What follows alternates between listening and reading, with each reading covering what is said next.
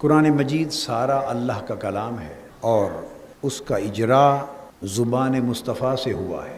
قرآن مجید میں جو کچھ آیا ہے وہ حضور علیہ الصلاۃ والسلام نے ہی اپنی زبان سے فرمایا ہے۔ اللہ کا کلام آپ پر نازل ہوا اور آپ نے اسے اپنی زبان مبارک سے ارشاد فرمایا۔ قرآن کا کوئی لفظ، کوئی آیت، حتیٰ کہ کوئی حرف بھی زبان مصطفیٰ سے صادر ہوئے بغیر ہم تک نہیں پہنچا۔ جب ہر بات اللہ کا فرمان ہو اور حضور صلی اللہ علیہ وسلم کی زبان اقدس سے ارشاد ہو رہا ہو ہر بات کا، تو الگ سے اس بات کی ضرورت نہیں رہتی کہ اللہ تعالیٰ اپنے حبیب مکرم سے فرمائے کہ یہ بات لوگوں کو بتانے کے لیے فرمائے کہ قل کہہ دے۔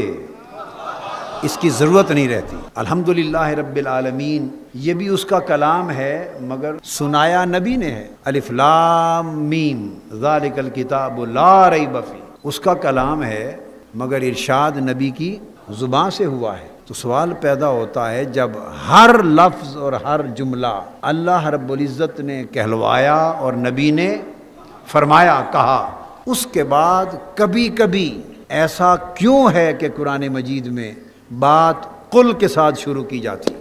تو فرمایا قل لا اسألکم علیہ اجر۔ آپ صبح و شام محنت کر رہے ہیں میرے محبوب، آپ ساری رات کھڑے ہوتے ہیں اور قدمین شریفین پر ورم آ جاتے ہیں، آپ پر مشکلات ڈھائی گئی ہیں، اذیتیں دی گئی ہیں، اور اس کے باوجود آپ نے انہیں جہنم سے نکال کر جنت کی طرف بلایا ہے، اندھیروں سے نکال کر انہیں نور اور روشنی کی طرف لے گئے۔ ان احسان فراموشوں کو، ان کے مصائب و آلام کے باوجود آپ نے ان پر احسان کرنا ترک نہیں کیا، ان کو حق کا درس دیا ہے، ہدایت کی طرف بلایا ہے، بلائی کی طرف بلایا ہے، محنت کی۔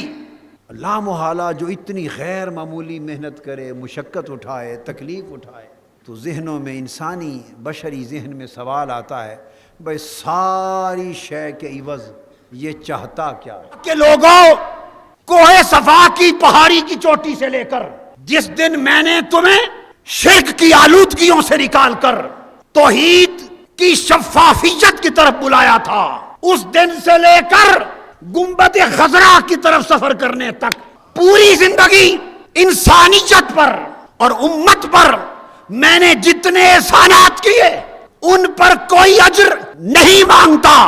ہاں، ایک شے تم سے مانگتا ہوں، اور وہ یہ کہ اگر مجھے کچھ دینا ہے میرے کرم کے عوض تو میری فاطمہ سے محبت کرو۔ فرمایا اور کچھ نہیں مانگتا۔ نبی نے عمر بھر امت کو دیا ہے، مانگا کبھی نہیں۔ یہ خاص نکتہ ہے، نبی نے ہمیشہ دیا ہے، مانگا کچھ نہیں۔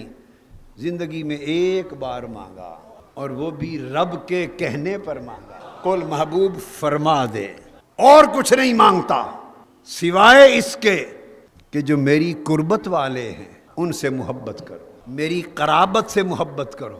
مودت تو فرمایا کہ مطابعت تمہارے لیے اور مودت میرے لیے۔ جو مطابعت کرے گا وہ اپنا اجر پائے گا اللہ کی بارگاہ سے، اور جو مودت کرے گا حضور کی اہل بیت سے مودت اور محبت کرے گا وہ اجر پائے گا مصطفیٰ کی بارگاہ سے۔